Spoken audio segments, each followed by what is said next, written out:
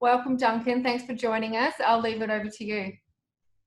Lovely to be here, and being in Perth, even lovelier that that I can be talking to you all from an office and not from my house with a turkey barking and children wanting me to help them build Lego models and other associated distractions. It's a wonderful week to be at the office, I have to say. I'm pretty sure I share my views are probably shared by a lot of other West Australians who are back in the office this week. Look, from my perspective, the key to this environment, picking up on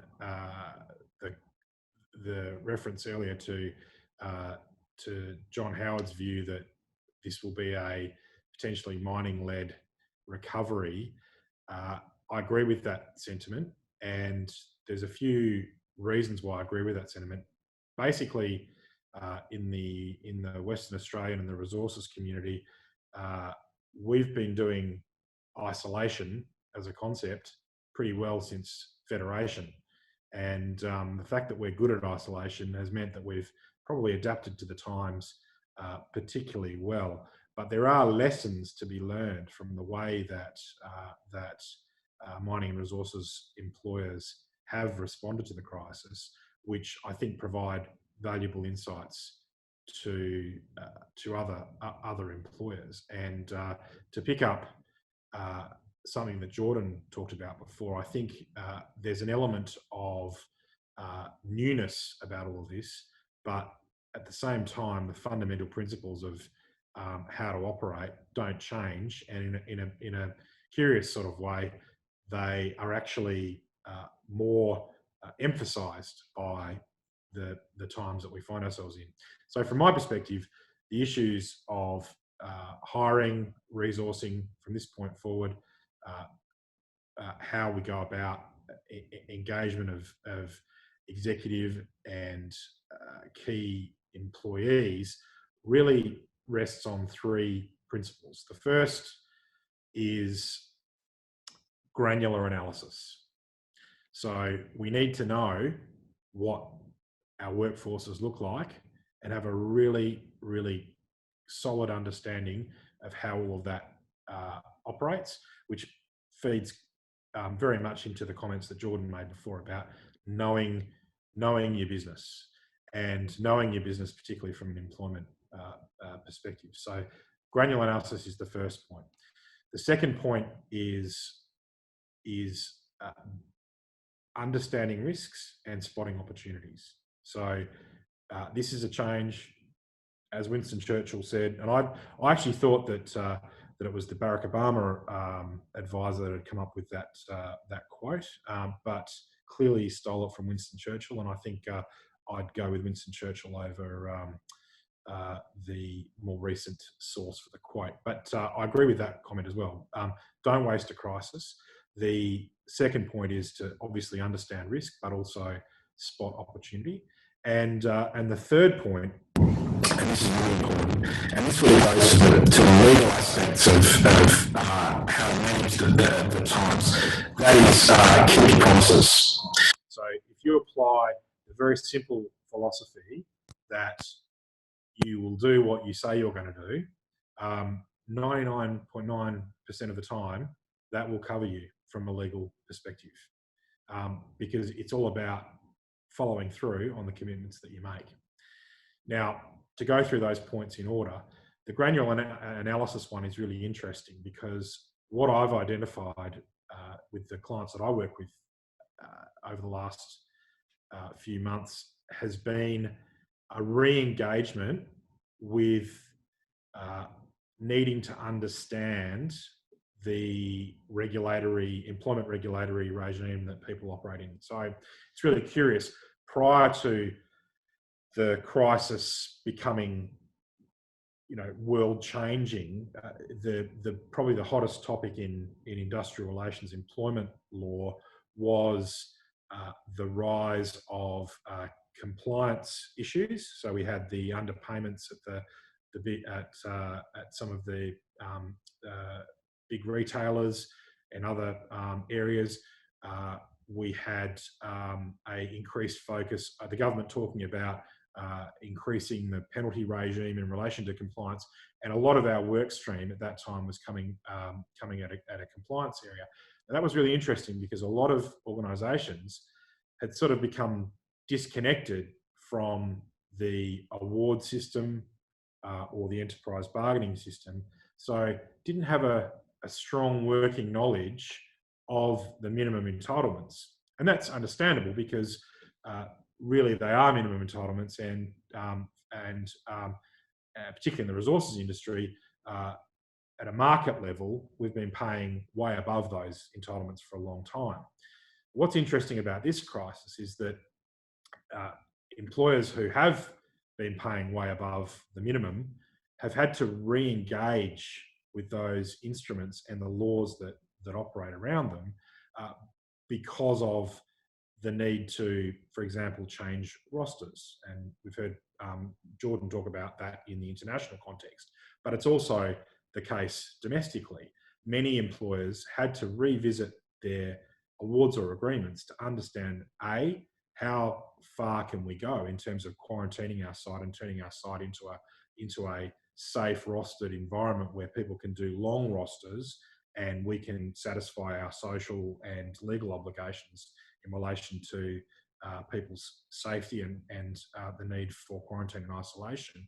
That and also consultation obligations on a broad scale.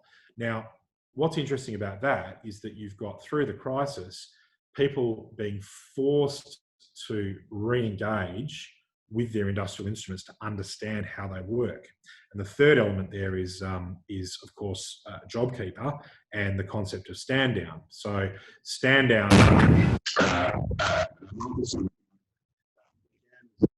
relatively untested concept, and the early legal advice on that was that really for a stand down to occur, there needed to be what's called a supply-based stoppage. So you aren't able to employ people because the work that you do can't be performed because there's some interruption in your supply chain. And that, through Qantas and other employers who took a broader view of stand down, morphed. And the current advice is that a serious disruption to the economy could, in and of itself, create a stand down. Once again, that's an engagement with the fundamental principles of how employment law operates. The byproduct of that is that, and this is an opportunity, is that employers get a much better understanding of the infrastructure of employment regulation in their business. And with that understanding comes my second point or aspect, which is the risks and opportunities. This crisis has given us all an opportunity to understand the composition of our workforce, and, to Jordan's point from before, really revisit what we need and what we need and what we don't need. And that extends to the executive level as well. The simple question of, are we going to stand someone down? Do we qualify for JobKeeper wage subsidies? Are we going to apply it as a wage subsidy? Are we going to apply it as a payment in lieu of unpaid stand down? All of those questions necessarily focus our attention on what we need to run the business successfully and how much will those things cost. And obviously the cost is driven by the industrial instruments. Now, the other byproduct of that is that at a leadership level, people are making interesting discoveries about what is needed on an executive, what types of skills are required. And at executive level, that's a really interesting concept because the advent of working from home to a greater extent, the increased flexibility in relation to how operational workers are deployed and the interaction of that with industrial instruments has meant that many CEOs and C-suite level employees are looking closely at what they do, what the organisation does, and where they fit into the picture. Now, that comes to the second point, which is risks and opportunities. The risk is that you act in a way that exposes the organisation to legal claims. So that means understanding termination provisions in contracts. It means understanding payment obligations. It means understanding all of those granular points that I mentioned before. So that's the risk aspect of it. If you're going to reform your executive or try and react to the times, you need to understand what the cost of letting an executive go might be. Or as an alternative, and I've seen this in a number of organisations, what happens when you take your C-suite, everyone decides by agreement to take a hit, we're all going to drop 20%, and we're going to notionally, officially work 20% less of the time.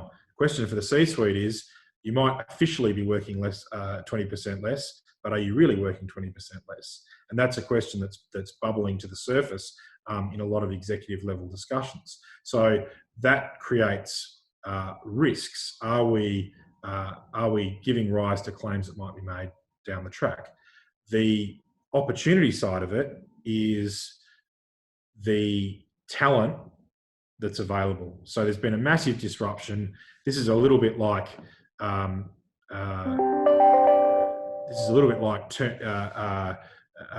shaking up the status quo, so that there are a lot of people thinking about opportunities, and there will be opportunities created where previously there weren't opportunities. So at the status quo leading into the crisis was that economically stable times mean that it's incremental, the change of people and the opportunities that are created. The seismic changes to the economy that are occurring and will continue to reverberate the next 6 months are that positions will disappear as being relevant as a result of the change, and new positions will become available. And necessarily, because of the musical chairs way that senior employment works, people will be on the move, which in my opinion means that the pool of people is bigger. Now, if the pool of people is bigger, the opportunities to spot talent become more important.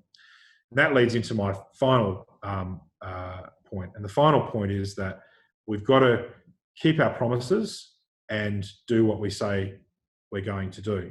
And in that regard, it's important that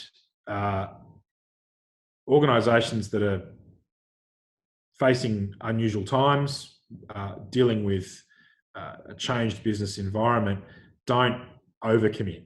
So in chasing an opportunity, do you potentially expose the organisation by taking on a new recruit who's on the market as a result of the factors that I've just talked about? And from a legal perspective, really, as I said at the outset, the key to that is to keep your promises. And the beauty, and this is an opportunity of the market at the moment, is that, and I think Abby made this point earlier, is that the expectation levels are dampened down. So people do not, in the current environment, have as higher expectations of what can be achieved from a change of position. And in a lot of respects, there are push factors at play. Now, in the executive hiring environment, from a legal perspective, the risks of things such as unfair dismissal, even adverse action to a degree, are relatively inconsequential. Executives who are paid more than the $150,000 high income threshold for unfair dismissal don't have access to unfair dismissal, and adverse action claims, fortunately, the courts have made very difficult to enforce. The High Court has also determined that there's no common law right to procedural fairness. So the first message in terms of keeping your promises is to be very contractual about how you go about it. Now, that then builds in another element, and this is something that was dealt with by the federal court probably more than 10 years ago, and that relates to a trade practices type argument around the discussions that you have with potential employees before you hire them. And in these times, in the context of what we're discussing today, this is what I can see as the real risk factor. The risk factor is the promises that are made to potential employees about the opportunities for employment that then are not realised in what occurs after they're employed and results in a decision to terminate the employment. That is where the risk arises. And they are, when they're handled badly, multi-million-dollar claims. So in that regard, the secret is to not completely bypass the opportunities of engaging with talent, but to be careful about how we go about engaging talent. There is nothing to stop an organisation from making an offer conditional on business conditions improving. There is nothing to stop an organisation from caveating any commitments that are made about bonuses, incentives, and other benefits from ongoing employment. What it boils down to is an exercise in care about what is promised. And this ties back to the concept that at the moment, from a market perspective, expectations are low. So a caveated promise will still achieve a result, in my view, commercially, where perhaps 12 months ago, that might have been higher risk. So it's important to, it's okay to engage with people. There's nothing to stop an employer from talking to a potential employee and going through the opportunity that might be there. The secret is to hold preliminary discussions on a basis that's non-promissory. So we're not making commitments that we can't keep. We're not making promises we can't keep. We're talking about a potential opportunity. You, potential recruit, can be on the journey with us, but the journey is subject to everything going well from a business perspective. That then needs to be captured in an ultimate offer of employment, and an offer of employment that's made contingent on certain events or prerequisites being met is also a perfectly reasonable legal strategy. If that is done, then it's not a difficult process to engage the employee, and you've then got the opportunity to assess their performance over a period of time, and provided you've got a notice provision in the contract of employment, you can terminate with notice, having tested whether the person can meet the objectives of the organisation. So it comes down to a very simple proposition, and that is understand what you're offering to people. Don't misrepresent what you're offering to people. If there's an element of risk, explain to them there's an element of risk and make sure that they understand and share the understanding of the risk. Capture it in writing and make sure that your recruitment plan has considered all of the steps that lead to a potential decision to let someone go, just as much as it considers the potential success if the recruitment works. And from that perspective, I think you achieve the goal. And that's really all I had to say. Hopefully that's been insightful, and happy to take any questions. I think that's really insightful, Duncan. Particularly what we're experiencing is there are positions that are available. However, just the uncertainty, nothing's happening. However, when they are ready to go in terms of hiring someone, it then pushes out time frames even further, because it can take 3 to 6 months to actually appoint. So that was just, yeah, a really clear understanding around, yeah, what should be practiced and keeping your promises. I mean, I particularly like the, you know, the new people on the market. In new positions will be created based on the talent that is available right now. So it'll be interesting to see how all that transpires. I will jump into your a quick question for you before I've got a question for Jordan.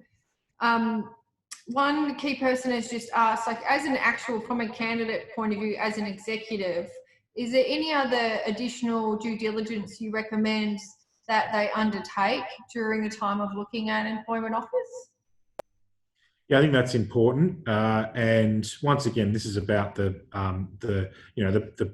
keeping of the promise is a two-way street, isn't it? And Yeah. and I think that from a due diligence perspective, look, the key elements from a prospective employee's perspective are, one, capturing those promises. So if hard promises are made, have the conversation up front. Equity, which is what you'd have to argue if it's a loose promise or it's a misunderstanding about what's being promised, is no more beneficial to the prospective candidate than it is to the employer that doesn't meet their promise. Yeah. So from a candidate point of view, my view is get it. If there's a commitment there, turn it from a soft commitment into a hard commitment and make it a contractual term as part of the negotiations. If that's not possible, don't bank on it. It's nothing more than an advertisement. You know, it could be like Donald Trump's bleach. It may have very little substance, and if that's the case, then better that you know in advance than not knowing after the fact. So my view is those commitments, and where an employer is happy to make the commitments and happy to keep their promise, they're happy to put it in writing. So my view is get on the front foot and negotiate it on that basis. Excellent. Perfectly answered. One for you. I had a couple for you, Jordan. What, in terms of from an organisational point of view, are there any key skill sets or roles that you see being the most in demand at the moment, or hardest to attract? And I don't know whether or not COVID has an impact on any of those things. Yeah, look, I think the short answer is COVID has not impacted what constitutes a critical role or a critical skill set for us in our business. So, day in, day out, our job is to run gold mines in West Africa, do it safely and run those operations ethically. And regardless of COVID-19, we need qualified people across the processing, mining, maintenance space in particular. And we continue to prioritise those skill sets today. Yeah, great. Just another quick one's coming for you, Duncan. What happens if you've met the CEO and have all the skill sets moving forward and they all of a sudden put the role on hold? Not a lot that can be done in that situation. Ultimately, the decision-making power really sits with the employer in that situation. You know, if there are illegal or unethical reasons for doing that, then you've got adverse action and other discrimination, other avenues of recourse. But I think the sensible way to approach it is that everyone will have a different view about how suited you are to a role, and I think the way to approach it is that, short of any unethical or illegal source of the decision to put something on hold or not choose a candidate, you really have to proceed on the basis that the customer, in this case the employer, is always right, and if they haven't made a choice, then it'll be for a reason, and the reason probably justifies finding an alternative employer, because in my experience, it won't end well if things haven't worked. In terms of a decision to delay rather than not hire, I think there is scope to test the employer's keenness, if you like, and to actually engage front foot with the employer about what prerequisites need to be met in order for the job to progress. And once again, capturing that in writing is not a difficult thing. I guess the trick is to just be mindful of what that means from an employer commitment point of view. Some employers will, and this would be my advice to those employers who often I act for, will reserve their rights so that they're not put in a position where they have to, they're forced to follow through with a decision that is subject to some kind of business condition. So once again, agreeing up front in writing is the solution. Yeah, fantastic.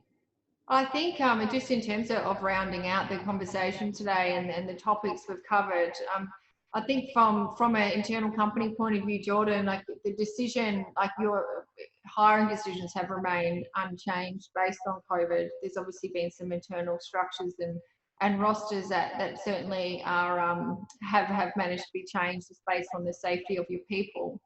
But it certainly still is a very an opportune time to be making key hiring decisions. Just as long as obviously there's a lot of exercise in care and what is actually promised to candidates and it being quite transparent from both ends.